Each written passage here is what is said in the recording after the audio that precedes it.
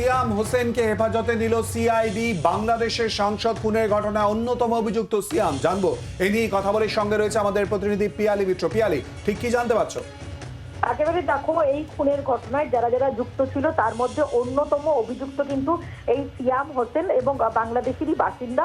এবং খুনের সময় ওই ফ্ল্যাটে উপস্থিত থাকা থেকে শুরু করে দেহ টুকরো করা এবং তার পাশাপাশি দেহ লোপাটের ক্ষেত্রে গুরুত্বপূর্ণ ভূমিকা নিয়েছিল এই সিয়াম হোসেন। এবং ঘটনার পরে সে নেপালে পালিয়ে গিয়েছিল এবং সেখানেই গা ঢাকা দিয়েছিল এবং পরবর্তী সময় সিআইডি তাকে নেপালের বর্ডারিং এরিয়া থেকে গ্রেপ্তার করেছে এবং আজকে তাকে কাস্টাডিতে নিয়েছে বলেই আমরা জানতে পারছি। এবং যেটা তদন্তকারী অফিসাররা মনে করছেন যে যেহেতু জিহাদকে গ্রেপ্তার করা হয়েছিল এবং গ্রেপ্তার করার পর এখনো পর্যন্ত মার্ডারের উইপেন, যে ট্রলি ব্যাগ এবং দেহের অন্যান্য অংশ এখনো পর্যন্ত উদ্ধার হয়নি, ফলে সিয়ামকে কাস্টাডিতে নিয়ে এই সমস্ত বিষয় জেরা করে ওই তথ্য এবং ওই সমস্ত এভিডেন্স উদ্ধার করা সম্ভব হয় বলে তদন্তকারী অফিসাররা মনে করছেন।